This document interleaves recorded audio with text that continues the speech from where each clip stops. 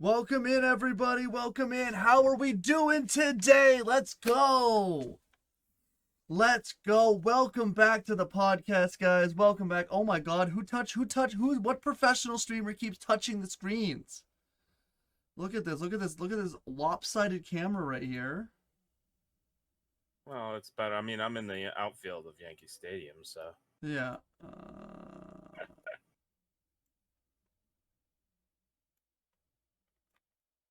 There we go. There we go. Well, whatever. Now it works. Now it works. How are we doing, man? How's your day been? How's baseball been? I saw you got a big fantasy a little win. Better. However, the Yankees are losing 5-0 right now. So well, because they're actually facing a good team.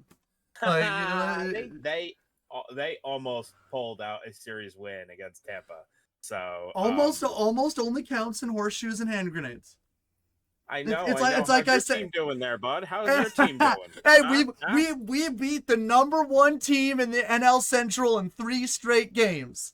Okay. But what happened after that? Well, then we lost on an error by a shortstop. Blame it on an error. Well, by a shortstop who can't sometimes throw to first base. So yeah, but we beat a good team, technically the good team.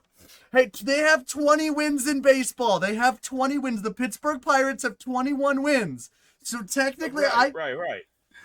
But the Phillies don't. The Phillies don't, and they're actually under 500, and we lost 2 in a row to them. And the Red Sox beat us in force wins. Close to 500 is because of that. Yeah, exactly. To be fair, the Yankees also have 21 wins. So, and they're in 5th place in the AL East. What's I'm looking at the splits, and Toronto was 3-7 their last 10 games. Oh yeah, no, they when they lost to Seattle that last game of the homestand, they gave up a grand slam in the first inning. And then look at those wins, Sauce, you Phillies fan. So I had to talk to my chat. The Phillies fans in here trolling me. No, that's fine. Look, I am not happy with Toronto, and I told you this last week. Yeah, because they got swept by Boston. A 4-game series. Boston, which gave them hope. Seattle, so now they've been 8-2. Bro, dude, they went into Philly and stomped on Philly as well. So. It was good. I'm not thrilled because one of the things that I put in our pre-game stuff has to do with the Red Sox, and it's we always okay. First off, we have a new fan of the podcast, a new fan of the stream, who's a diehard Red Sox fan. So we had to talk about the Red Sox, give them a little boost. We are baseball fans here. Yes. No matter that we're both Yankee and a Jays fan, so the Red Sox are on the bottom of the pile of teams we like. But moving into our first story, let's give a Red Sox player a little hype for completing a milestone that is honestly, in my personal baseball opinion, is one of the hardest milestones to complete in baseball. And that is getting 400 saves. And yes, you have to play for a good team, but you also have to be good. So I've been talking a little bit about closers recently, since my closer and one of the best closers in baseball the last 2 seasons hasn't been as dominant as we've seen in the past, and has been a little more hittable, and that is Jordan Romano. And we all know that closers and relief pitchers go through ups and downs. If we're baseball fans, we know that. And Kenley Jansen has been decidedly really good for many, many, many years. Yeah, and I'm also very happy for him in his resurgence with the Red Sox. Even what kind of resurgence? He was not pitching in LA last season and had a 3 ERA and still saved the NL leading 41 saves and finished 54 games. So it's not like he had a bad season. So going into this beginning of this year, we knew which players were close to milestones and which aren't. Mm-hmm. And one of the ones that we all looked at was Craig Kimbrell. Yes. And him and him and Jensen were very close to 400. Yeah. Actually, Craig Kimbrell is closer, and the fact that is Kimbrell the closer though? Is Kimbrell actually the closer? I thought Alvarado was their closer in Philly. So that's the thing. You know, he hasn't had as many chances. Yeah. Right now, however, so he's a 7 some of ERA. that's also not. There's a lot to go on in that. His last, his two. Well, but, to be fair, his two games against the Dodgers were really bad. This was not a player that I was hoping that would be doing just as well. Because it's just going to help Boston win games that are close. Of course, and he's pitched well.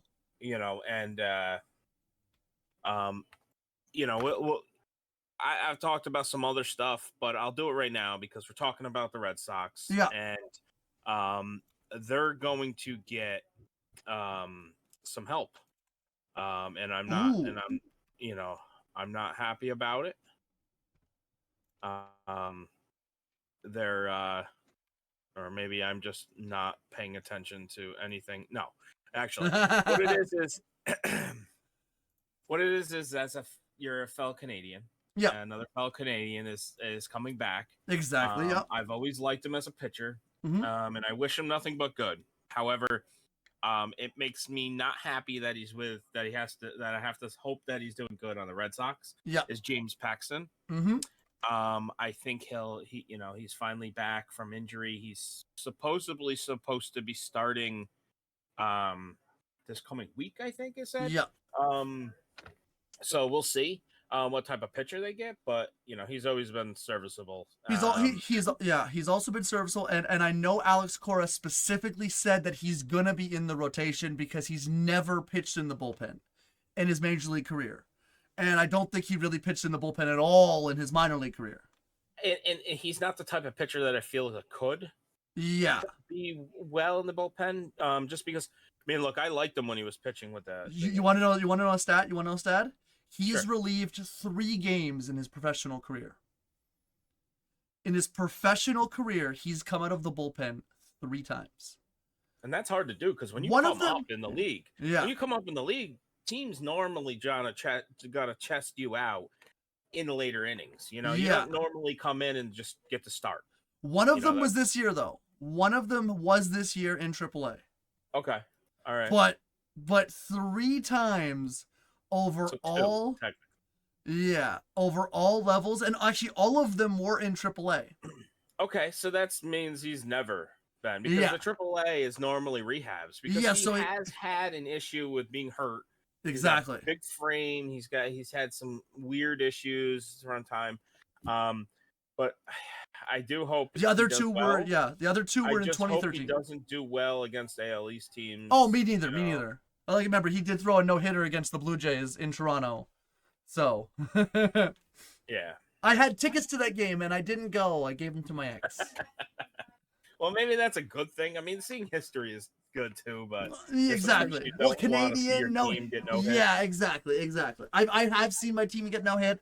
So, however, that's probably going to be bittersweet for the fan base because he is Canadian. So. Exactly. So I think it was enjoyable. Like the other no hitter I've seen was not enjoyable. So yeah. One of those things. But yeah, no, 100% James Paxton coming back. And you also mentioned Corey Seager's coming back. I actually had forgotten that Corey Seager was coming back. He got hurt so early in the beginning of the season, and he was raking in the beginning. First couple games, it was like he was, on fire. Mm-hmm. And the thing is that the Texas team is... hold on, but just hold on a second. He starts on Friday, you think? Sorry, for James Paxton. My Red Sox guy's saying he starts on Friday. I know I'm interrupting you there, but yeah, that's a good point. No, that's fine. And I saw that they're trying to figure out when to start him. I didn't know if they actually nailed that down yet. It always has to fit in to what teams they are. So if he's starting tomorrow, dude, that's a good team to start against. Yeah, that's a good team to start against, and he's starting at home. Yeah, he is actually 100%. Whiskey Plays is right. He's starting versus Adam Wainwright in Boston. It's already announced. Yeah, it's already been announced. All right. Well, yeah, especially those Cardinals, but yeah. Yeah. So sorry for ruining. We'll talk about that when we get to other stuff. Yeah. But going back to Corey Seager, Yeah. the the Texas Rangers are in first. Yeah. And they have arguably one of their better players. Obviously it was one of their free agent signings and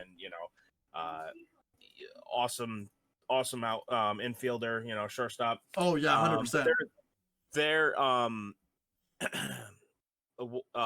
their backup, who was Duran, I think. Yeah, Ezekiel Duran. I know you said like he did a serviceable job. He did a serviceable job. I think that it's good that Seager's coming back because his strikeout to walk rate has me very, very, very concerned. So it's good that Seager's coming back because that team has been playing well. Yeah, so I mean, look, they're gonna try to find a way to put him in, but Seager is obviously got a lot bigger upside, and just the fact that they're in first, they're 22-14, they're one of the best teams in baseball. Without him, it's gonna be interesting to see how that team plays. I mean, because they score a lot of runs over there. Marcus Semien is finally playing well as well. Yeah, I think, other than Tampa Bay, they're the top scoring team. That is true. That is true. And very close to Tampa. So like they're doing really well. That division is also heating up because LA's playing pretty well, and Houston is starting to figure it out. Even though they've lost a couple pitchers. Talking about injuries, injury announced today announced this week for Houston was Tommy John surgery. For I believe Luis Garcia is out for Tommy John surgery. Luis Garcia is out Tommy John surgery, so he's gone until at least midway 2023. And they also have Urquidy on the 15-day DL, but he's might be off until somewhere near the All-Star break. So, and they're just starting to heat up, and Jose Altuve is coming back, possibly sooner than expected. So it's a good time that Texas is getting Corey Seager back. Yeah, it's I'm gonna, and that's where I feel like you got to keep an eye and see how that goes. Mm-hmm. He's not I don't know when. It's gonna be soon. I think I saw like within the next week maybe. He's doing rehab starting now. It's going to be at least that they'll play him. I mean, he was only gone for a month, so, and maybe even less than a month. So he'll have to play a couple games at least, maybe more. And then they'll see from there. I mean, if he has no setbacks, he should be good to go. And they have some interesting series coming up in the next couple weeks. The report says early. The report says early during the next homestand. Well, the next homestand is this coming week. I mean, they play the Braves, and actually, that's one of the things I think I had, kind of on the thing of seeing, let's see how that's a good series. The Braves, that's probably going to be on our series of the week, right? It will be. The Braves always find ways. It's interesting how that team is just consistent over the years. Finding ways to put good teams on that field. I mean, Atlanta does well, but Texas, I kind of assumed they were going to be good this year.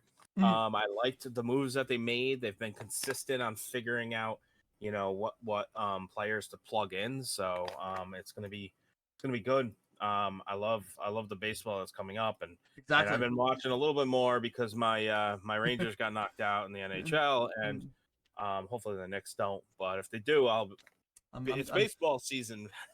I'm sad to say, the playoff Kyle Lowry is gonna, and playoff Jimmy Butler probably gonna end the Knicks season. Look. If you say so. Hey, but honestly, the Knicks have been really good this year. So it's anyone's series. They did a lot better than, I know there's a baseball podcast, but we're sports fans too. Yeah. But they did a lot better than, and But let's go back to baseball. And Bro, dude, don't get us started. We're talking about Kenley. There's another milestone that I wanted to bring up. Ooh, okay. That is a possible game to watch. Also, it's tomorrow. Okay. It's gonna be hard, but Garrett Cole is 12 strikeouts away from 2,000. That's a big number. It's a big number. That's 12 strikeouts against Tampa is a big number, but I will tell you one thing. I Cole loves pressure. And over his career, you saw him rise. So if he feels that 2,000 is something that he wants to do, and he's playing basically almost like an early playoff game because it's the number one team, he knows. And if they do finish and lose tonight, he's got to come back and win on a loss, and that's what you want your ace to do. So it's possible. Mm-hmm. I'm not saying. I mean, either way, it's going to be a good game. Yeah, of course, it's Garrett Cole, one of the best pitchers in baseball. Milestone, and 2,000 strikeouts for a pitcher is a huge deal, and he's done it pretty quick. He'll be the 87th pitcher in Major League history to complete that accomplishment. Sadly, one pitcher fell one strikeout short.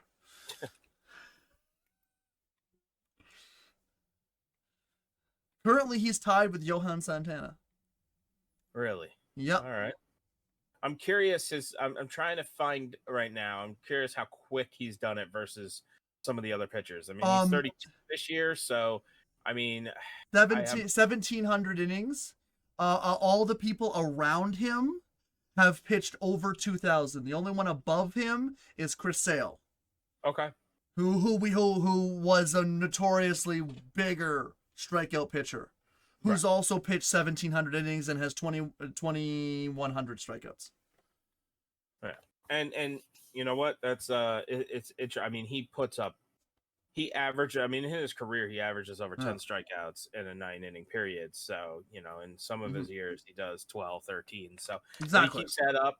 I don't know if he can keep it up in his late 30s. There's only a few pitchers, and not everyone has that longevity of like Nolan Ryan, where you can just keep striking people out because apparently your arm isn't real.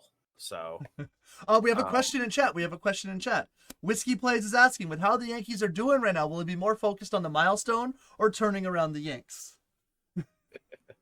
Honestly, as I've gotten to know Whiskey Plays over one stream, that is a definite Red Sox comment. And that's fine. The Yankees turnaround is there. They got Judge back. Rookies hitting. And Bader, and I didn't put this in my notes because I don't need to, because I'm a Yankees fan, I was going to bring it up. Yes. Harrison Bader coming back has been raking. Honestly, player of the week for sure. And he I don't think he'll do that for a long time, but look, that was the boost they needed. Now, granted, they didn't get all the wins they wanted, but they're getting the offense that they need. Well, so looking at the division. Look at the division. Like, honestly, you know what? Let me pull this up so all you guys in chat could also see the division. It's crazy. Good. If I can actually make this an actual size that people can actually see. I feel bad for the rest of the league. Like, look at that division right there. Look at that division. Baltimore's 24 wins, 22, 21, 21. Like, man, what do you think? You have like magnifying glasses in your thing? Okay. Oh, there you go. We're all gone. I gotta zoom in on here. I gotta zoom in on this. Yeah. There you go. Okay, you can push Control plus sign. It zooms the browser window. That's actually set up for something else, so I have to unset that for something else. Before I go live, next time. But yeah, like that 21 wins. The entire division has 21 wins. Every division has a 20-win team, but our division has every team with 20 wins. You could have at least pulled up like MLB standings. It's big letters. It's made for old people. That is true. But yeah, everyone's over 500. Yeah. I feel bad for the other because, I mean, the Yankees would be first place well, the AL Central, obviously. Yeah. But they'd be pretty close, or They'd be, second place. they'd be second place in every division in baseball. They'd be second place in every division in baseball, which is insanity. Yeah. So it's possible we could, if this, and I don't know if it can hold, but with this with this different scheduling they do where they don't play each other as much, it's possible the whole division could get in for some sort of playoff. I don't think not the whole division. Only 4 teams will make it. Only 4 teams will make it. So one team will not. No, isn't there 4 wild cards? There are 3 wild card teams and 1 division winner. So another question in chat. How right now the Yankees are out. Yeah. Season ends today. Just joking. I'm actually going to the Yankees versus Jays on Monday, which is going to be one of our games of the week. Because it has to be. Yeah, you got to go live for half a second, you know. Dude, we might definitely be going live for a little bit with that. How do you feel about the Tigers versus the Mariners series coming up? So this is from a Tigers fan. Asking this question. And honestly, you might need to apologize to this Detroit Tigers, infested. They were the worst team in, calling them the worst team in baseball. Also, I think I need to apologize as well. I didn't realize. So here's the problem with that. When they started, they were. Of course. They have talent, so they came out a little more. I will say half their team's going to probably be traded by the end of the trade thing. Not half, but they're going to lose a couple players unless they're somehow in the hunt.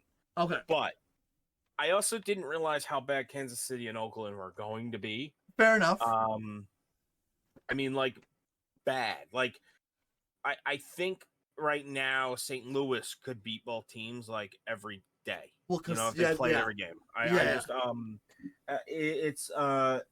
What's helped Detroit is that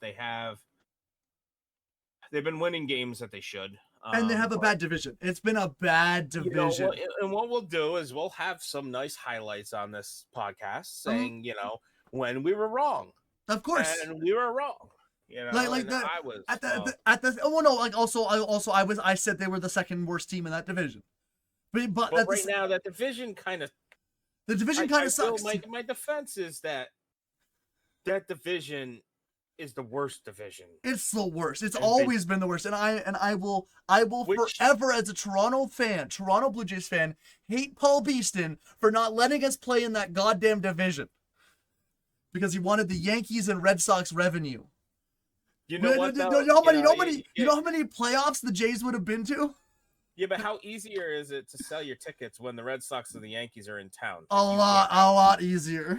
Yeah. So, I mean, look, are you going to be able to sell those tickets as easy when, Kansas City or Minnesota? If you're winning. I mean, maybe Chicago because, if you're winning. Also, Erod, honestly, that's a good point. Erod might be the best trade bait. And if Boston is in the hunt, I could definitely see the Boston Red Sox trying to pick up Erod. So I had this in my notes.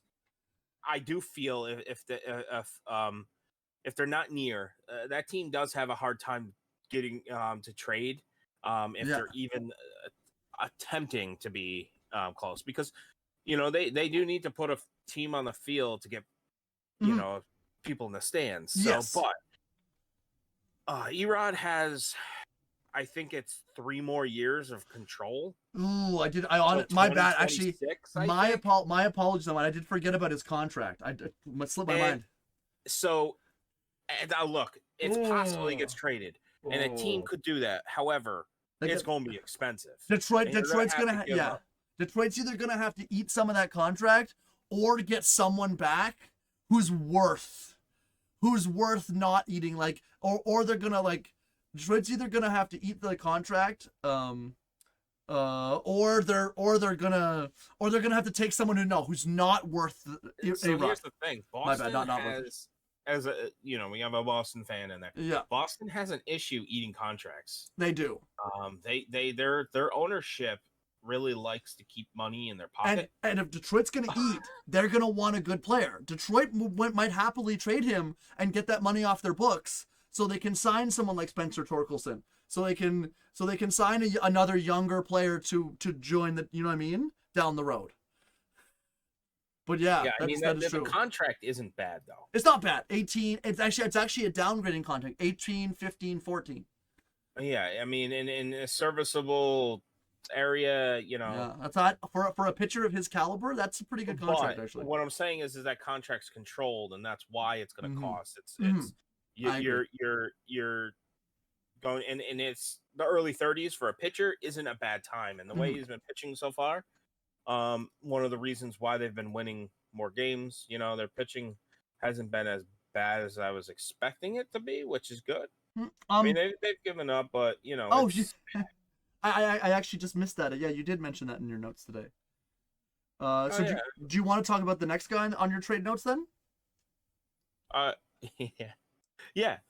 So Kansas City, has signed a player that, as a Yankee fan, I know well, and I don't have the same hate relationship that a lot of fans do because I understand how hard that position is. But Roldis Chapman is pitching pretty decent for Kansas City. Now, he doesn't get a lot of save chances because they don't win a lot of games. So, there's not enough chances that, they're not ahead in a lot of games. However, his contract's low. And if he pitches anywhere near, he's going to go somewhere. Someone's going to take a flyer on him because he can be a setup guy. If he's figured out that ego of not being the closer, which he had an issue earlier in his career. Yeah. If he figured that out, he can be a setup guy somewhere and be serviceable. I don't think a big team. So I don't think a team like Toronto, Atlanta, Yankees, Dodgers, Texas, Houston would pick him up. I don't think those teams would pick him up, but a team that's sneaking in, maybe a Pittsburgh if they're still in the hunt, Milwaukee if they're still in the hunt, a Boston maybe if they're still in the hunt. Baltimore. Who could pick him up? Who? It's the Cubs. Honestly, you trade away more people again. Thing is, he's not worth much. Like he wouldn't cost much. It's true. It's however, like a team and it makes sense for these teams that know they're not going to be good. They'll go and they'll find these veterans that they want to give a chance because they know they could possibly get some players, some prospects, even cash. Sometimes they'll just trade them for money. Get his whole contract. But speaking of Chapman, though, he did allow 2 runs and blow a save today. Look, the Royals still won, though. The Royals still won. He's a pitcher that has been tough, and the problem with him when I was as a Yankee fan is that you got so used to the closers prior, that you got spoiled. So it is, it's there. So if we're talking about trades and we're talking about potential players, way too soon to check because of course, no, but it's good to talk about. It's only May. It's only May. Yeah. Let's say St. Louis continues to be a horrid team that can't figure out anything. Yeah. 13-25. Actually, they're almost as bad. They almost have the worse record than Kansas City. Kansas City's been winning games. Yeah, let's say they keep going down that route. It's possible that team doesn't shy away from trading away people. Paul Goldschmidt is signed till the end of next year, and I've looked. This is a hot take on my side. I haven't seen any articles. Normally, people agree in the, because why would they trade away one of their stars? But yeah, especially the thing is he's Gold Glove MVP from last year. He's a controlled contract for that much. He's $26 million, which sounds like a lot of money, and it is a lot of money, and you can give me that much money. Yeah. But in the scheme of the MVP and what you're getting, $26 million is controlled, for next year. There will be a lot of teams lining up to give away stuff to get that contract and a first baseman. So I don't know if it'll happen, But if St. Louis feels like they need to rebuild, like they just have figured out that they need to rebuild that team, it's possible that they start looking to do that quick. Because a piece like Goldschmidt, yes, you could build around him, but he's a little older. He's a middle 30s. I think he's 35, 36, I think right now. Which he's 35. He is 40, 35. He is 35. Let's say baseball old, because if I keep Yeah. calling in the mid 30s old, I'm going to go. I know. bald. Yeah, I know, dude. And I'm gonna start being old, man. I know. I'm not. I know I'm no longer a prospect anymore. But come on, bro. But I feel like someone will do that. You know, I don't know who. I don't. You know, I didn't even look. I should have probably prepped more and seen what teams could actually use a first baseman. But look, if you can displace your first baseman pretty much. There are a few teams. He will save you runs. He is okay. An awesome first baseman. There are a few teams in baseball that would literally. There are like 2 teams in baseball that I do not think would trade for Paul Goldschmidt. And one of those teams is my team. How about that? One of those teams is my team because what we'd have to give up. I know the prospects from my system. And the other team is Houston Astros. They just signed a first baseman to a 3-year contract, who is also a pretty good first baseman. Now, obviously, Paul Goldschmidt is a premier person that you did not expect to be on the market. But like, where do you can't just, they already have a full-time DH. And I'm not saying it's gonna happen, but it's one of those.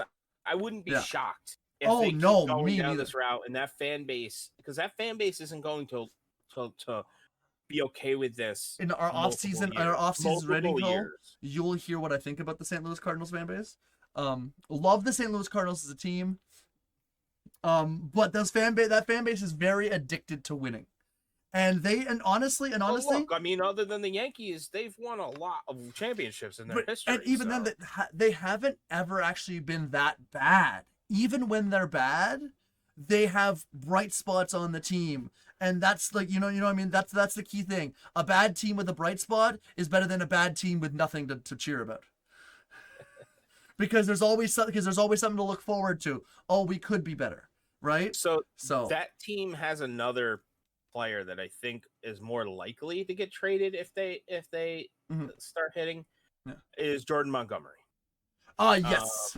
Hitting? So I feel he is a number 3, number 4 pitcher on any team. 100%. Maybe a first or second on some others. Maybe not first. No, I mean, unless he plays like he did last year after he got, He's the number 1 on the Cardinals, but he's a solid number 2, 3 pitcher on any team.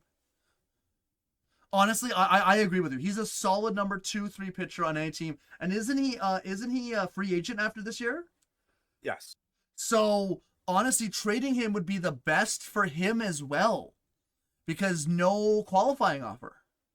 Yeah, he's on a 1 year, so he'll be open, and for him it'll be good. I mean, look, he another ex-Yankee. I loved him. He reminded me a lot of Pettit, and I'll say this: he was just always consistent. He would sometimes have some kind of bad games, but he would just find ways to give you those quality starts every game. A 3-ish ERA, maybe a 4 sometimes in the AL. AL East is a little harder, but 100%, yeah. Like I said, it's like we're just speculating here. We're just speculating. So it's but it's if they all welcome in, we have another fellow Yankees fan in chat now. Welcome. But so another person you did mention was Yasmani Grandal. Yeah. Now, I was a big I'm a pretty big Yasmani Grandal fan. In terms of his of the way he is when he's on a good team. Like I've seen him play. I've seen it the way he plays baseball. I like him behind the plate. He's not too flashy, and he calls pretty good games. At the same time, I don't know if he's 34 and he's had some health issues. He hasn't played very well. He hasn't You know been the what? best. He's playing better right now, Yes, so I have yes. him on my bench in my Hmm. fantasy league, and I'll Hmm. tell you, he's been playing better. And Yeah, he's actually, though, some of those games that he's playing better are some of the reasons that that's true. Detroit has won games. So Yeah. when your catcher gives you offense, you're gonna Uh, take it. So Chicago. Just saying. what? You said Detroit one game, but I think you meant Chicago. Yeah. Yeah. No. We're talking about the same guy here, are we? Well, Yeah. Apparently. I'm marking this, just letting you know. We'll take this out. We'll take this out. I apologize for that, guys. Apologize Listen, for I that. didn't say I know baseball. I'm just here for my pretty face. I apologize for that, guys. Like we were talking about the same guy. We got lost in the team. Okay. You know the problem is there's too many players. We Yeah, need, I know. 9 players per team. That way I can This ain't fantasy, man. This ain't fantasy. Oh man. No worries, homie. No worries. Yeah, no, but no, you're absolutely right. He is playing well. He had a horrible last season, and he is playing much better this season. And he's been solid for his career. Like I said, I really liked him when he played for Detroit, and not Detroit. See, I just said Detroit. Oh my god. I really liked him when he played for the Dodgers. Those years he played for the Dodgers was really good. So I've been a fan of him from afar. So yeah, he could be a good point for a team that needs a veteran catcher. and I still don't know why I said Detroit because he is on my team, Yeah, yeah, and he is yeah. kind of hurt again. So, but he still played today, Mhm. so he's So a catcher. speaking of a team that if they're in the playoff hunt could use a catcher, a nice veteran catcher, the Arizona Diamondbacks. Now they did trade for a very young catcher who's been forced who started for them, who's been playing well. But if they're in a playoff hunt, uh, getting a veteran catcher like Grandal would be not bad. Be good for their Addition, pitching staff too. good for So their pitching staff and good for the team, and he's a free agent. So like it's not someone you have to have for a couple seasons. and the Diamondbacks, yeah, they're an interesting team this year. They're playing well. Mm-hmm. And how it happens is that somehow the Dodgers sneaked up again into first place, like we both thought they were going to. Yeah. But that division is interesting too. I mean, Colorado's not, I do think, and maybe someone will make me eat my words just like this, but I do think San Francisco's better than Colorado. Oh, in the 100%. fact that, they're playing under what they should be. However, those two teams are both playing a similar kind of baseball right now, so we'll see. But over, the next 100 games, maybe that they'll figure that out. But yeah, exactly. You had another. You were also talking about some good signings that could be that could be unless you wanted to have a oh shit. Sorry. What? Something just happened. You got to follow. I got to follow. Hal, thank you for the follow. Thank you so much for the follow. Appreciate you. Check out all past episodes of this podcast on YouTube. Yes, there's the link in chat. Like and subscribe. I'll be your marketing person. There you go. And I know I keep saying, I'm going to go live on Kick, but I haven't even set up OBS to go on Kick yet. So no worries. If you do, only, so we still have to figure out how we're going to do that because right now we'll figure that out. We will figure that out. Oh, 100%. I think we got it. I think we got a good idea for that. I did have a little areas where so this is the time of season where people are coming back from injuries, and what happens is teams have for people that aren't familiar, they get designated for assignment, and what that means is they can have a choice to go back down to the minor league or they become a free agent. Mhm. You know, there's a little more to that, but they go through a waiver wire. But it's pretty simple. You know, they can either take the assignment or not. And when they don't, you know, and if no one wants to trade for them, which normally doesn't happen because unless it's some really good, you know, player, they wait until they're on the open market. So, what happened is you know Gary Sanchez got DFA'd. Mhm. Well, it was a couple weeks ago now, right? Or he got sent down and took it. But he signed a minor league deal with the Mets. No, I think he was released for that 30-day. Released. He Okay. was signed. He was signed to a minor league deal by the Giants. So when he never got called up, he had to opt out. Usually, a lot of veteran Right. players get the opt out by 30 days in the major league season or like May 1st. So I think he opted out. And I didn't actually check, but yeah, I saw he got signed by the Mets as well. So the Mets signed him. I don't know what's going to happen. I always keep an eye on it because he's one of those players that I still feel like with the right direction with the shift change, Mhm. he can put up better numbers now. But I think he just gets too much in his own head, and that causes an issue. You know, Also, he blames it on the Yankees, and how they was treated. But you know, look, New York fans are going to be harsh. You got to be good all the time, or you get booed. I mean, Judge gets the Mets kind of need a catcher. Two of their catchers are on the IL. Thomas Nindo is on the 10-day. Omar Narvaez is on the 60-day, and they have their top prospect, one of the top prospects in baseball, behind the plate, who's 21 years old, right. and that's a lot of pressure for a kid who I believe was rated as the top prospect or the number like one of the top 5 prospects in baseball at one point. So like that's a lot of pressure to have him as your starting staff when you also have the pitching staff that they have, Verlander, Scherzer, you know what I mean?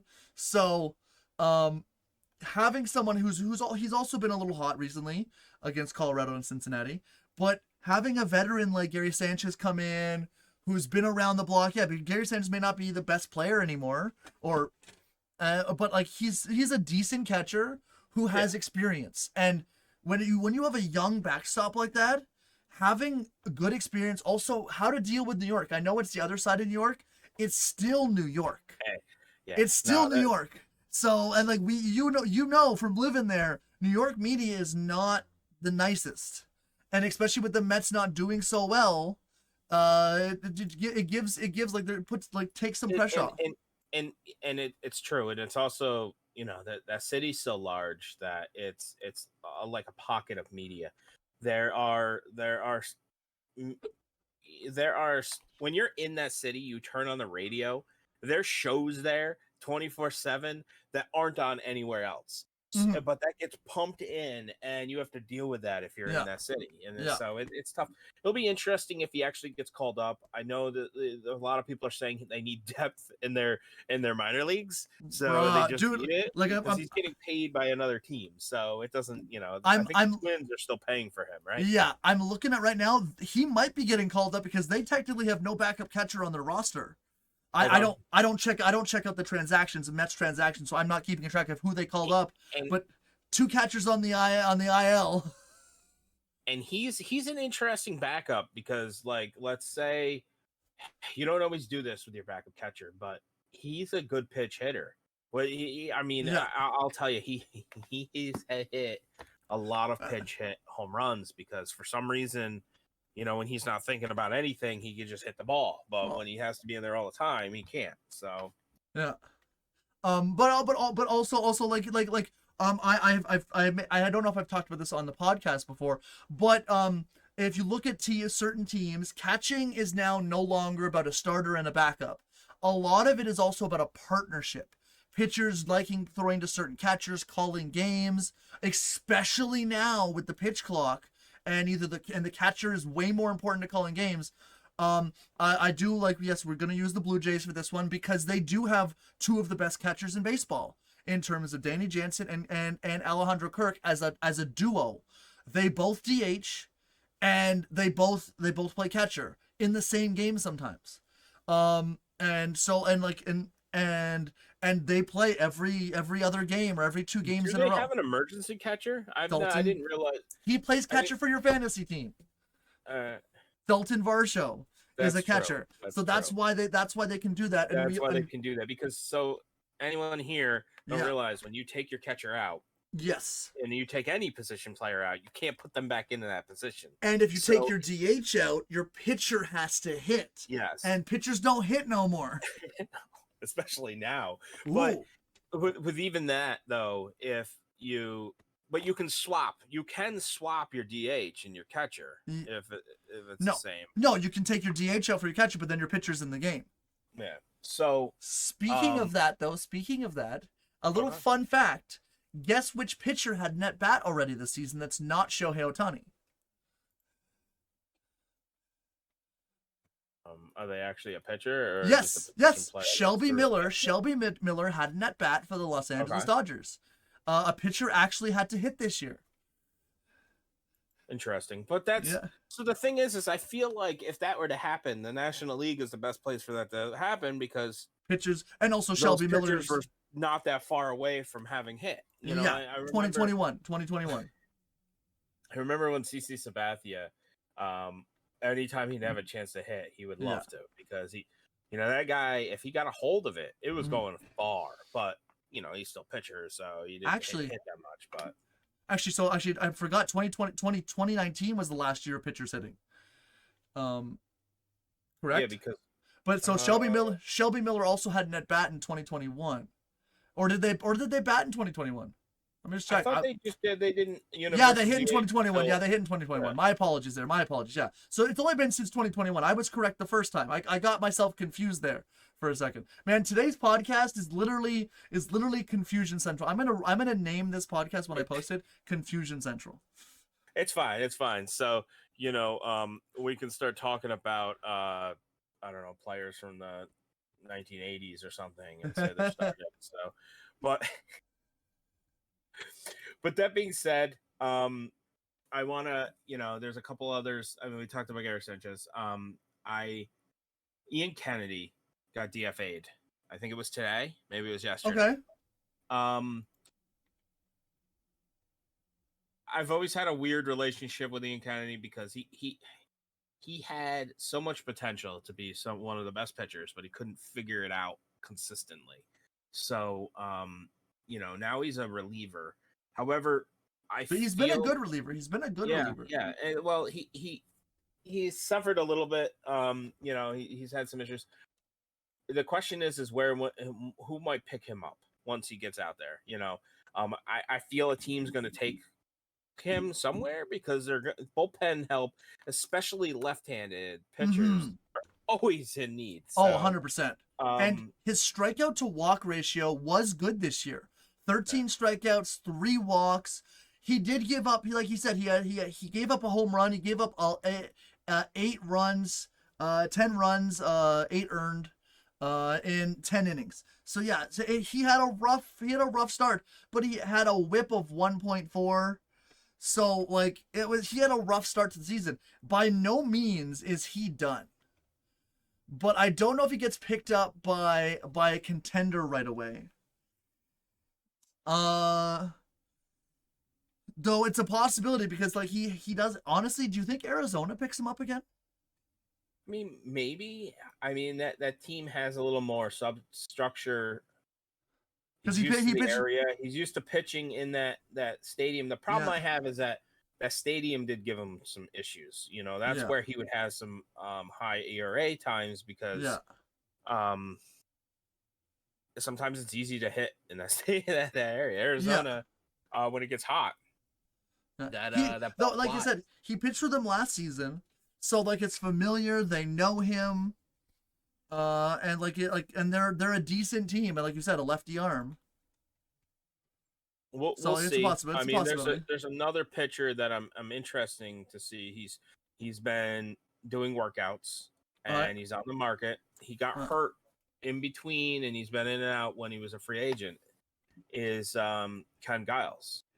Oh yes, and now my biggest thing with him, as he's a former Blue Jay and an amazing, I mean, one of the nicest people that I have ever got to actually meet in baseball. And you look at Ken Giles and you think this guy drives a Harley, he's gonna be an asshole. Man, sweet dude. I am serious. He's a sweet dude. But has had one hell of a mean fastball slider combination. Does he still throw as hard? That is my biggest question. He's throwing live bullpen session tomorrow. Okay. Okay. Now the thing is, he's a reliever. He doesn't need to. You know, he doesn't necessarily have to if he's so. His biggest thing though, time because they have time to figure stuff out, you know, or rethink how can I pitch this way differently. I feel like anyone that needs a reliever, and I'm not even talking, you don't need a setup. Well, nowadays you need a setup for the setup person because pitchers are only pitching 5 innings anyway. You know, you need a 6th or 7th inning guy sometimes. Mm-hmm. So, like, he's someone's gonna pick him up. You know, he's not just gonna not. He's only 30. He's only 32. He's only 32. But at the same time, that's ancient. I'm sorry, Rocks. I'm sorry. But I'm still younger than that. But at the same time, the biggest thing for him, what he made effective was he was a fastball slider guy, and that he threw hard. Like a lot of those guys, when they lose their speed, they're not as effective because their fastball is straight. Now I at the same time I haven't seen him pitch in a while, personally, so I can't judge him what he throws now. He hasn't pitched really since 2019. Yeah, so because he got hurt, and it's been he got hurt. I remember early, and then he had other issues. So I remember when he got hurt. You always remember the times where you have good players and all of a sudden they're not good anymore because they're at a doctor's office. So you always remember that. Yeah. Who knows if Carlos Rondon is ever going to pitch for the Yankees. So I did say that was a risk. So. I did say that was a risk. And I guarantee that they have us insurance policy on him. Because they insure everyone over there. Yes, yeah. They won't lose money. They won't lose money, but like from a signing standpoint, yeah, I am very, very glad the Jays didn't go out and sign Carlos Rendon. However, he'll be playing this year. And his wife said so. His wife said so. So his wife is tired of him being home. So he's going to pitch. And when he throws 7 shutout, 1-hit innings against the Blue Jays, I expect you to bring that up. In August. You know what? When he is healthy, though, he is, and that's why I wasn't sad about the signing. Yeah. He was the only real pitcher out there, though. Fair enough. Who were they going to sign other? They needed to make a splash. They underperformed. But anyway, Ken Giles, I think someone's going to pick him up. I don't really know who, because we won't see. But recovering from Tommy John, but he's a reliever, so you don't have to have him stretched out. That's actually probably the best potential. There are probably 20 teams that could possibly sign him because they need a reliever. It's not. We'll see how that goes. So, what do you want to tackle next? Why don't we talk about the games of the week we had last week? Because I like how we do that every week. If you guys are new to the podcast, you guys have been here for all 6 of our episodes. We're at 6 episodes so far. So happy 6th episode. We'd like to do games of the week, not because we tell these are going to be the best games, because sometimes they're not. But because these are the games that are the most meaningful and most interesting, mostly, for the week. So last week, I don't remember all the games we did. I know we did the Blue Jays versus the Pirates, which the Pirates were in the middle of a losing streak. So were the Blue Jays, and the Blue Jays came out on top. The Pirates have slightly corrected the ship, but like I said, that division is is an interesting division. Good for the Blue Jays. Another team that we talked about was Miami. Now this is on me. I brought up Miami because I like to go outside the box a little bit on teams that maybe you wouldn't consider watching because they're not the top teams. But they were facing two pretty good teams, I thought, right? During the week. And they had tough games against Chicago. But they did beat Arizona in Arizona. Oh yeah. So and they're an interesting team. I said it last week. Mhm. You know, they're fighting. They're 500. They're in second place. They're doing better. I mean, the NL East is kind of what the hell's happening kind of thing. You know, we were bumping them up like, the East is best in both sides. Yeah. But you know, now the NL East looks like the AL Central. Well, who knows? I mean, you know, all of a sudden, every AL East team could just lose the next 20. You don't know. So, the other team that we talked about games of the week was San Diego. And I gotta say, San Diego really, once again, they did this to me. When I say, let's go San Diego, we're picking you for the team, the games of the week, they go ahead and lose 3 games. Like, come on. I mean, they won 1. You did. I think if I remember, you did say watch Friday. I did, and then win that game. They also lost today too, so that makes it even worse. I did say watch Friday, and they did win that game. So I would, like I said, what I will say about San Diego is I've been seeing a better team. However, Tatis has been that energy that I saw. They just, I don't know. Maybe it's just too nice of the weather down in that part of California, and they party too much. I don't know what goes on. Well, and then they went to Minnesota, because I think you singled out the Minnesota versus San Diego series, right?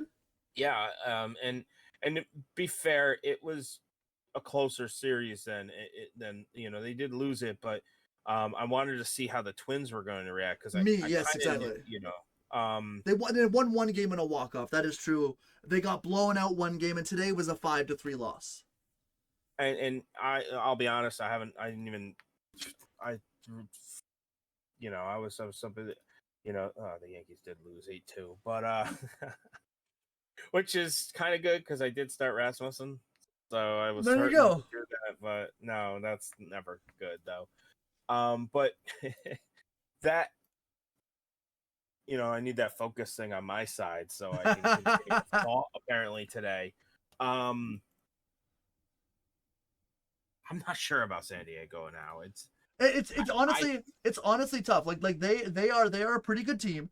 San Diego's they're a 500 team. Yeah, and they're 500 right now. In a division, 10 games were 500. Yeah. The 3 middle teams, I'm looking, they're 5-5 split. Arizona, San Diego, and San Francisco. Do we consider now the biggest thing for me? Do we consider Arizona a legitimate threat in that division? Is Arizona for real now? Because it like I said, May is not over yet. I personally don't we're worrying about the standings because we're talking about baseball. So I show you the standings. I look at the standings a lot more now.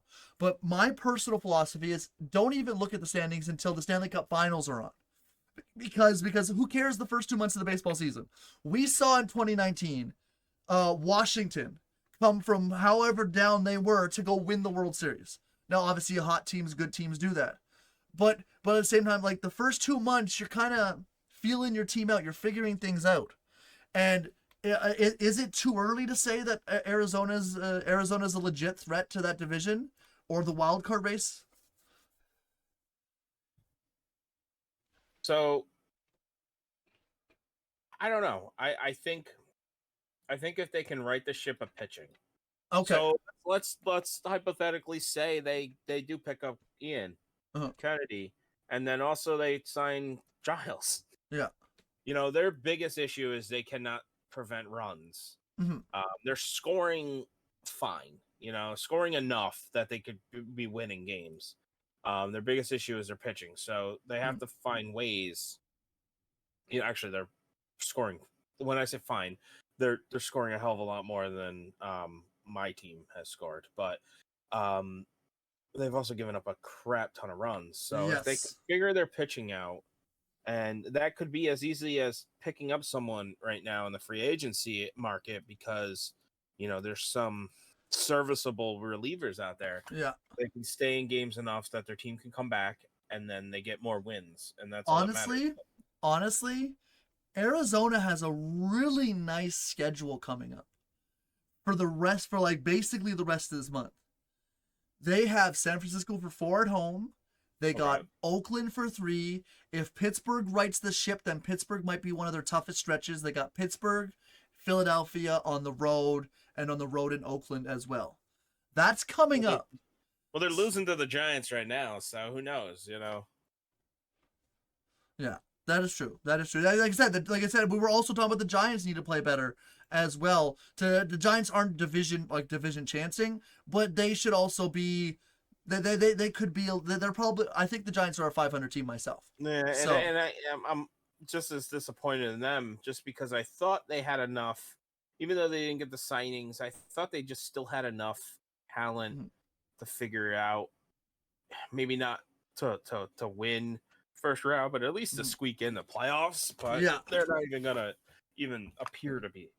So the other team that we talked about last week for games, we did talk about Texas a little bit, but was Los Angeles. Los Angeles had a very, very important home schedule coming up, facing Texas and Houston at home.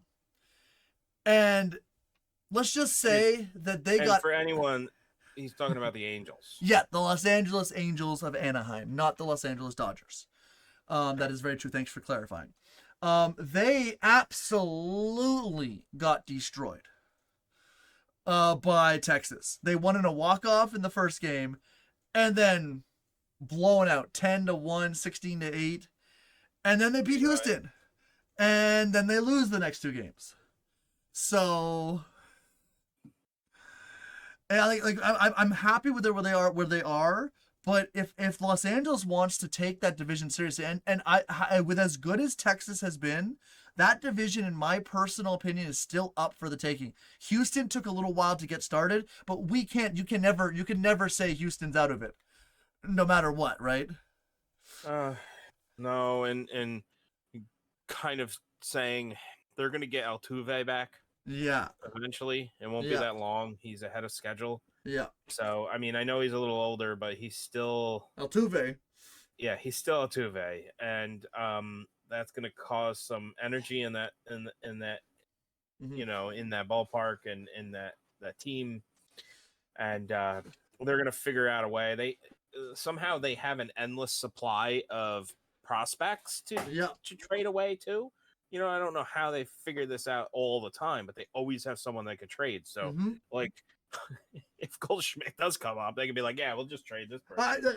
I still think because they have Abreu, right? They're probably not going to. And they have Yordan Alvarez, who plays left field, but he's a DH. No, and I was just saying, look, we say that though.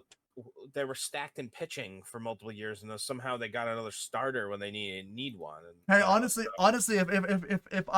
if he's available and you can make that trade, bro, I'd stick Yordan Alvarez in left field and put Abreu at DH and put Paul Goldschmidt at first base. I mean, Goldschmidt's a better defender than Abreu. So, 100%. Even at his geriatric age that he is, mid-30s. So Goldschmidt's just 1 year younger than Abreu. I know. So Yordan Alvarez is a kid. He plays a softer game too, so I think he can go closer to 40. Yeah. But 100%. Like I said, that division is still up. Like we talked about earlier, with Texas getting Corey Seager back, Texas playing well. Like honestly, you're right. I like how we talked about earlier. I personally believe that maybe Ezekiel might play a little more third base. Josh Jung was the rookie of the month. But as expected, Josh Jung has started to feel the May blues, which usually what happens after you have a great April. Teams start saying, okay, you know what, we're going to focus on you now, and to get you out, and you're not going to hurt us. And he hasn't been hurting anybody recently. So maybe you'll start seeing Ezekiel over at third base, because Ezekiel's been playing well when Corey Seager comes back. So that, like I said, it could be a good move, it could be a good thing for Texas. But like I said, the divisions are all open right now. It is May. It is literally the second week of May. So baseball still has a long way to go. So and for anyone that might be a casual fan of baseball, you could be up 10 games and still lose your division in the month of September if you just collapse. I mean, ask some of those Red Sox fans what happened with Chicken Wing Gate or Fried Chicken Gate. I think 2015. Does that ring a bell to anybody? So that's one thing I will always say. Look, the Yankees haven't always been consistent, but they've never just completely lost nonstop and just completely lost, things. Oh yeah, don't talk to any Jays fan about 1987. Ooh, 1987 still burns. I read that book. I'm glad I wasn't alive for that. I mean, I was only 3, so I don't know how much I was, noticing that. But yeah. So there's also one other thing I want to talk about. So you sent me this great article. So if anyone is in chat, how big baseball fans are you, and how do you watch baseball, and how much baseball do you watch? If you're not in chat, if you're just looking, no worries. Because you guys, as by now you guys know, baseball changed the rules of how you watch baseball, and how the game plays a little bit. Shifts were banned, pitch timers, pitch clocks, and where batters have to be in the order amount of pickoffs and stuff. A bunch of different rule changes. And as a person who's been to a few games with baseball fans and with a non-baseball fan now, my non-baseball fan was literally glued to the game. We looked up. I talked about this last week. We looked up, and bro, there were 3 pitches already, and I still can hear the walk-up song in my head. So it's like the game has been moving, and you have to watch or you'll miss something. Which in fan experience, as a fan of the sport, I'm all for that. I am all for that because I get to watch the game. I'm there. I'm not sitting there like, well, let's look at the crowd because I know this guy takes a long time at the plate. and it's good. I got 4 kids, and the younger ones don't really like to go to the games. They'll go. I mean, obviously, because they want us to spend money on food and other stuff. But like, they're not paying attention as much as like I would be. Yes. And some of that is when you go to like a football game or a basketball game, there's action all the time. So now there's just more action. I mean, I can sit and watch a game in my living room and have action. I mean, I don't know how much it's suffering for the advertising and stuff like that, but it doesn't, at the end of the day, if they get more people liking it, then, So I don't know if you guys like I said, I will fix this for next stream, guys, so you guys can see this a little better. But I'm just gonna go to view and enlarge it in your view. Well, there you go. I got it. It's covering up, so we're gonna sort of look at this here, right here. So like we got Thursday, 6 weeks. I'm just gonna make this a full page, guys. You guys don't need to see our faces talking right now. So right here, so the average time of a 9-inning game is at 2 hours and 36 minutes. Now, for people watching on TV, for fans, like, I'm not even kidding you. My mother goes to bed at 9:30 some nights, and she's watching full baseball games now because she stays up 10 minutes extra when the game ends at 9:45 instead, because she knows the game. It's the 9th inning. It's not the 6th inning at 9:30 when the game started at 7. So like, people are watching more baseball. People are paying attention more. As a younger fan, I know old school people are like, well, it's not the game is different. At the same time, the game is more like when you guys were younger. Like, the game is back to where it was in the 80s. Before advertising, before players started taking their time. I mean, even the 90s, it's not like, I mean, the 2000s and on, it's gone up really Yeah. a lot. And to be fair, I honestly think that has to do with how fast pitchers started throwing. People needed to take their time to focus in, to get locked in.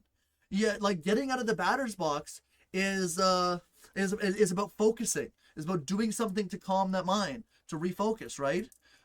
Which is honestly why I like, you see a lot of batters take timeouts at 0-2.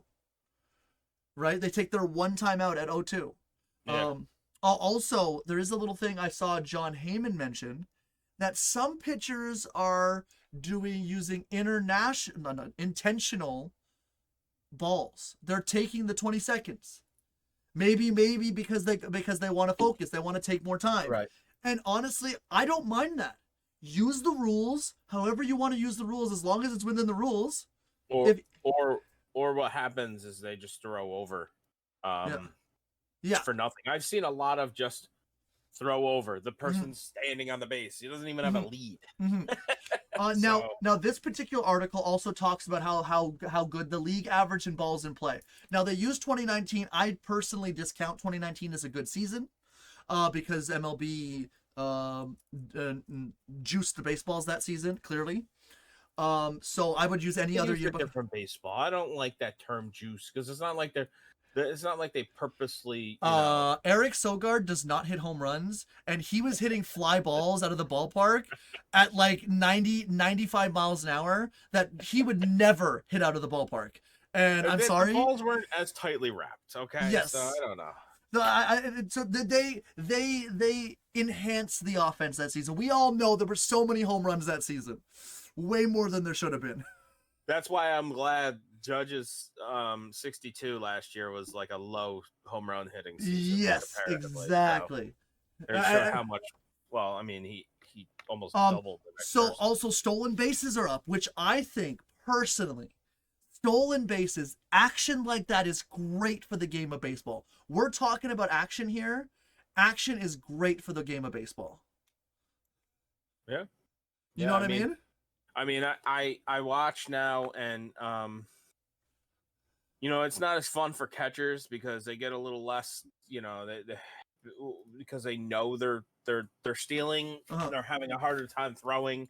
It is though causing overthrows, deflections and more runs, which is going to happen. Like that site does say like stolen base attempts are on par. And the most successful steals that attempts since 2011, and the most successful since 1987. The pace. Now we don't know if that pace will hold up. Yeah, it's probably going to. But yes, anything can happen. There could be some. Yeah. The thing is, like we're saying, it brings excitement. I go to a baseball game and I see a runner stealing second. He gets thrown out. That's action. That makes the game have even more action so like you take a baseball game last year, a 3-hour baseball game, and a lot of people who aren't baseball fans complained to me that baseball didn't have action. Right. Now you take a baseball game at 2 hours and 30 minutes and you get even more action in a quicker time. It's insane. It's true, and the thing about the stolen base is it reminds me of, I watched some old games and classics, from the 80s and the 90s. Stolen bases were a big thing. It's a different way of building your team. You now have players that maybe they don't hit as many doubles, home runs, triples, whatnot. But if they get on base and they're able to steal that base, that's a double. That's the same as a double. Yeah. And that's the thing. And pitch running. Honestly, so for me, a lot of us complain, oh, our manager sucks, or manager this, or manager that. My manager didn't do that. It gives managers a little more control over, especially those close games. Do I pitch hit for my slow good hitter in the 8th inning because I have a guy on second base with 1 out? Like your big hitter hits a double. Do I put in the fast runner? Or do I not? That is an actual managerial decision that has to be made now. Or even a guy on first base, because you can steal easier, bigger bags, only 2 pickoff attempts allowed now. So, now you can steal second. and that happens. You know, they'll get a little bigger lead to try to get that pitcher to throw over twice, and then at that point, you know, So speaking, you can't. I mean, unless so. If I remember, the rule is if you can you have two disengagement over, but you can if they start engaging, you can throw to second though, right?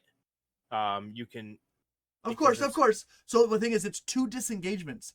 So technically, a stepping off the mound is a disengagement, which means you only get one pickoff after that. Right.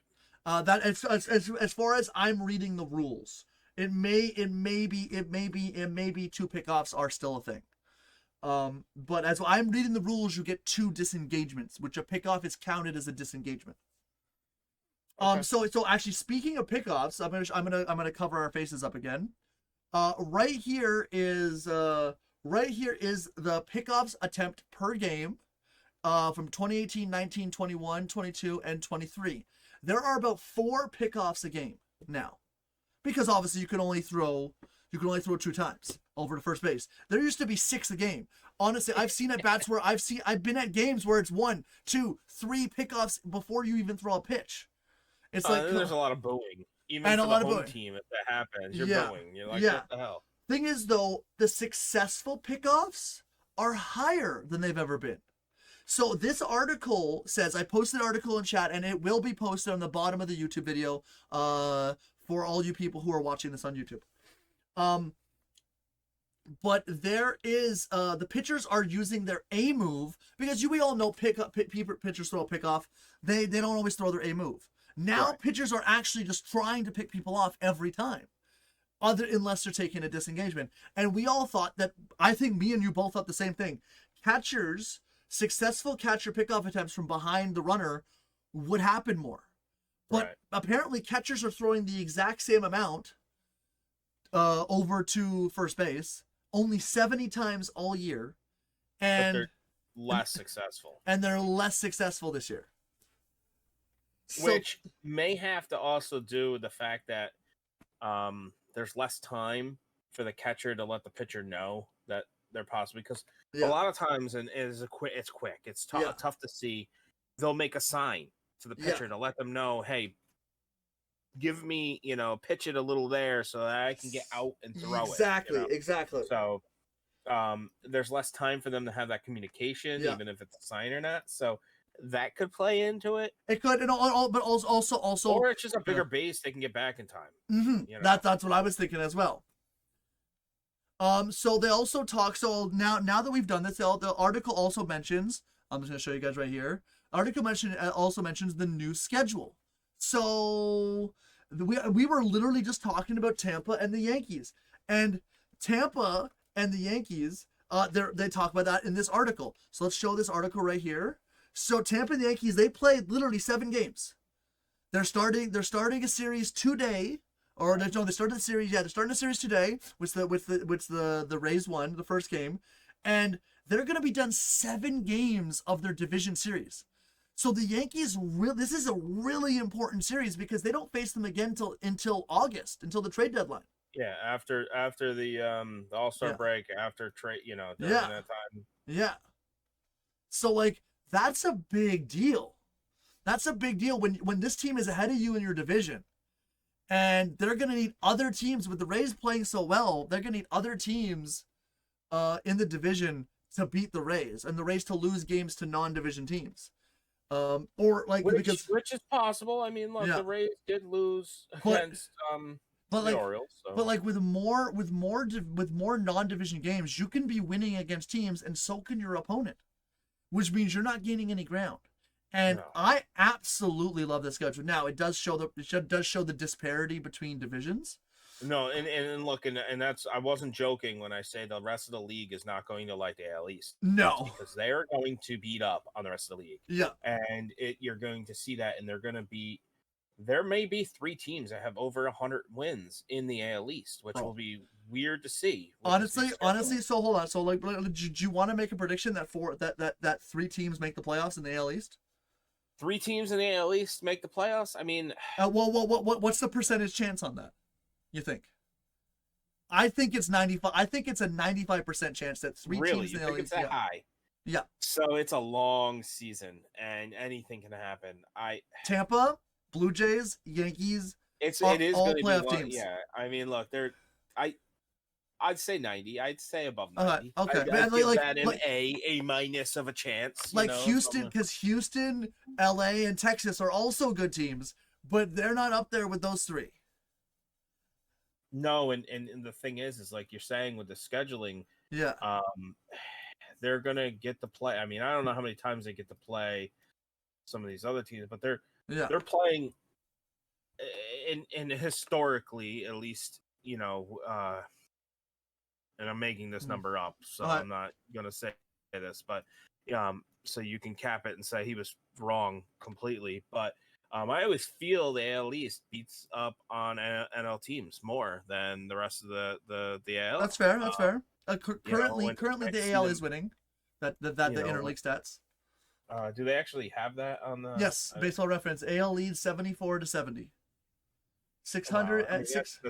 that's pretty. We've also scored 664 runs to 633. So I could see that, but it's a possibility. And if that happens, it's a possibility that three of those teams have 100 wins or more. Yeah. Or it's which will be crazy to think about because that's a lot of wins coming from one division. Oh, 100%. I do not think that 4 teams will make the playoffs from the AL East. There's going to be 3 wildcard teams, and 2 of them will be from the AL East, and 1 will be from the NL West. The AL West, because the NL West that'd be crazy. I mean, I do think like if Texas stays strong, yeah, it's gonna. Houston will pop up, and the Angels will pop up. We'll see some if Baltimore's bullpen stays true, then Baltimore is gonna make that AL East division one of the most exciting playoff finishes in baseball in the last in a while since honestly, yeah. Baltimore is the weirdest team for me right now because if you look at their stuff, they shouldn't have the record they do, but they do. They're winning games and because their pitching hasn't really been all that well. Good. Also, I want to mention something because their best player based on Baseball Reference WAR, their best player is this 29-year-old, and so me and my dad were talking about him. And he was a guy who pitched in Cuba as a kid.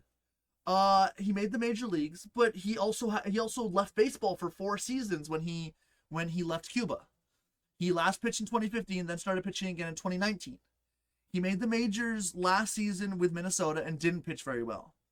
Came to Baltimore and didn't pitch very well in very limited games. He was traded to Baltimore, by the way. Right. This season he has yet to walk a batter. And that's 18.2 innings. He has 22 strikeouts, 14 games, 18 and he's only given up 3 hits.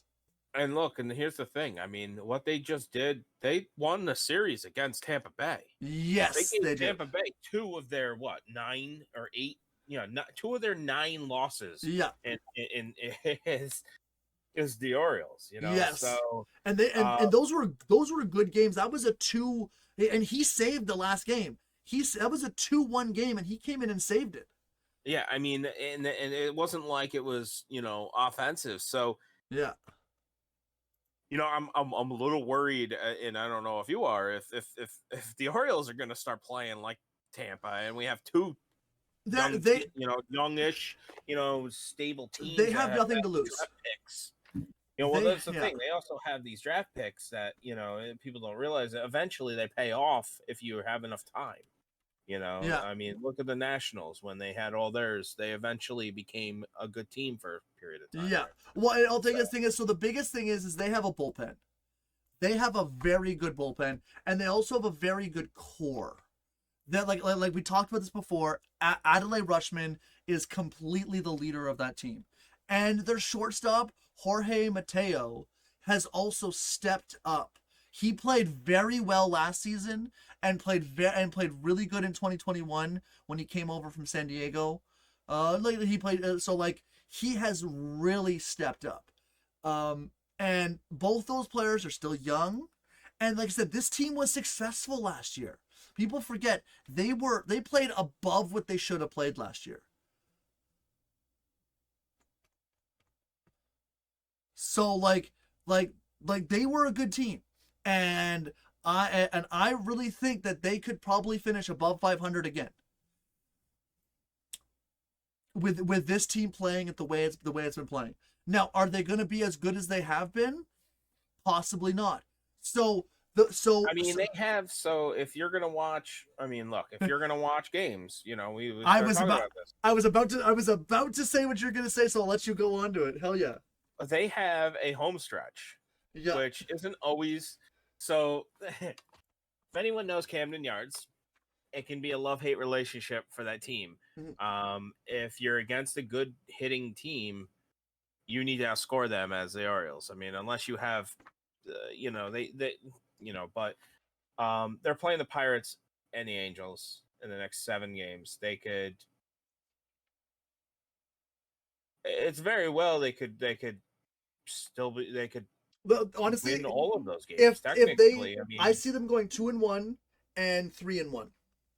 Really, you think they're going to do 3-1 against the Angels? You have that little faith in the Angels? Well, it honestly, okay, so maybe not 3-1, maybe 2-2 against the Angels, but I could see them going 3-1 if the Angels continue to struggle.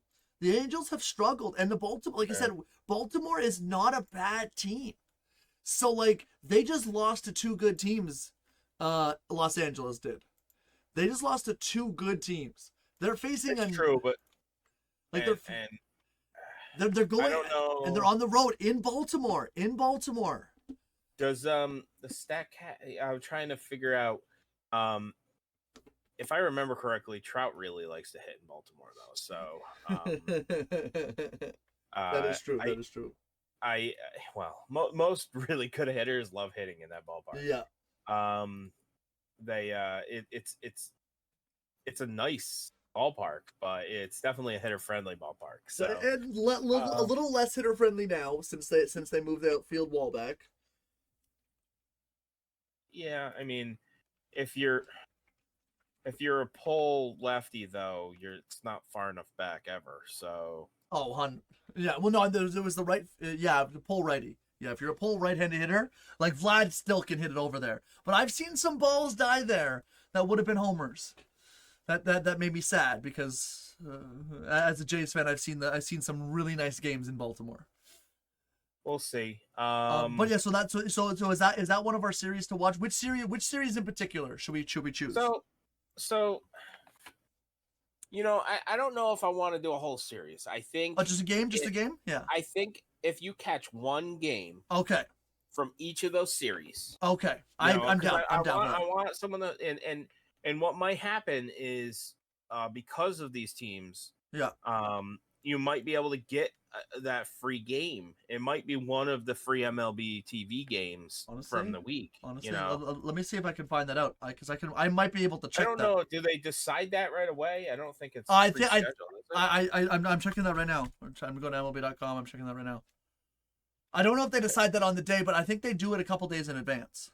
Right. Since that series starts. So the 17th is the Angels and the Orioles. Yeah. Right. So you'll be able to see that game for free. Yeah. On the 17th, as long as you're not from Baltimore or LA, but that's the downside of baseball right now until they figure that's the blackout stuff. But we could talk about that for hours. Yeah. That's an off-season podcast. So I'm gonna say catch that game. I do think the Pirates series will be probably more telling because I think that team is more capable right now than the Angels. Even though the Angels, they should be good with the talent that they have. Yes. I mean, they have players that honestly, it's also a big time series. highs on WAR. Yeah. If you have players that have, 5 to 10 WAR, you should be winning games. Then WAR doesn't mean anything to me if you don't actually win games, but they're saying there. What? I mean, but the thing is also that like I've been mentioning this for a couple weeks now. The Pirates are still leading their division into May. This is also another series against the AL East for the Pirates. They have lost 6 in a row versus the AL East. They need to win one game versus Baltimore. Yeah. So like just to make themselves feel better, because they got to face Baltimore. They came in from facing Tampa, Toronto, Colorado, and Baltimore. They need a series win. But they did. Yeah, I mean, they did lose. You know, they lost a series to Colorado. So After losing a series to Toronto, and then they go to, they've 3 series in a row. It's and the fact that they're still in first is kind of well, we were like so weird. Well, no, that and so all weird. Milwaukee also hasn't been playing well. Like we were talking about Milwaukee in early April as games to watch. Milwaukee hasn't been playing well, and I said at the beginning of the season, Milwaukee has to get out to a hot start, and they did not end the month off well, and now they are struggling. The Cubs have the problem is the NL Central. I'm looking at their last 10. Yeah. The Cubs and Cincinnati could have gained ground, but they went 4-6 because Yeah. Pittsburgh went 1-9 in their last 10 games. Yeah. And Milwaukee went 2-8. Yeah. So basically, that whole division just decided, hey, we're just going to lose every game. Yeah. And a little of that is because they're playing tough teams from outside of their division. And, you know, they're just not as good. I mean, look, one team will go to the playoffs, and they have the possibility. But, you know, the secret is that any team could get lucky. But the thing is sometimes playoff teams are not going to put up a fight against other playoff teams. That's just how it will. So for me, I think another good series to watch, particularly. So we were talking about Sonny Gray. Okay. And Sonny Gray did not have a good start. His last start, he had uncharacteristic meltdown. I actually happened to be watching baseball during that inning. I was watching just all random games through how I watch my best high leverage, and I saw most of his meltdown, and that was his worst start. Like that was his worst start. He ended up coming out of that. He got out of that inning and ended up still pitching 5 innings, but that was not the Sonny Gray we had seen in previous starts. So he is going to be pitching. He is going to be pitching, I think, tomorrow. I believe tomorrow is his next, believe tomorrow is his next day to pitch. Unless he's pitching tonight versus the Padres. Is he pitching tonight versus the Padres? You're making me do work here? Yeah, I'm making you do work here. Because I want to include, if he's pitching against the Dodgers, which I think no matter what, he'll pitch against the Dodgers. So he's going to pitch against the Dodgers. So I say Tuesday or Wednesday game, Minnesota versus LA is a game to watch. He pitched today. Okay, so that means and they won. I don't know if he got the win though. But so Tuesday, the Tuesday game versus the Dodgers.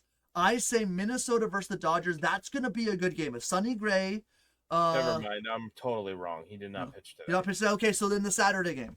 He's not pitching today. It's like I said, it could be Tuesday, it could be Wednesday. I don't know why that told me he pitched today. So he pitched on the 6th. Yes, so that's what today's 5 days. Yeah, so today he should have pitched, unless they have more than, I guess, the 5th starter. So yeah, they could have had someone start. It's fine. Yeah, they had Emilio Pagan, but got the win today. All right.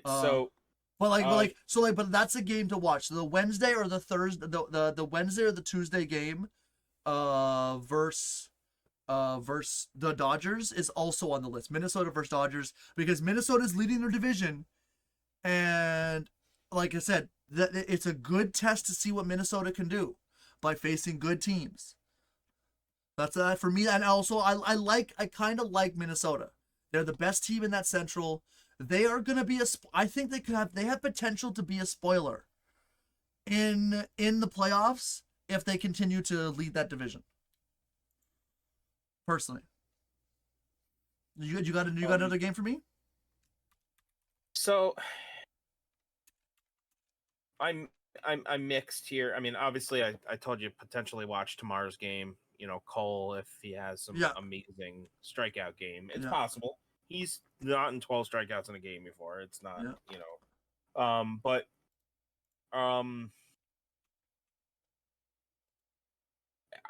I want to say it, but the problem is we talked about San Diego. I think the Dodgers are probably going to win those games. Or Yeah, at well, least San Diego. Yeah, I don't consider San Diego a team to watch right now. Yeah, I guess it depends on what happens, but if I had to pick,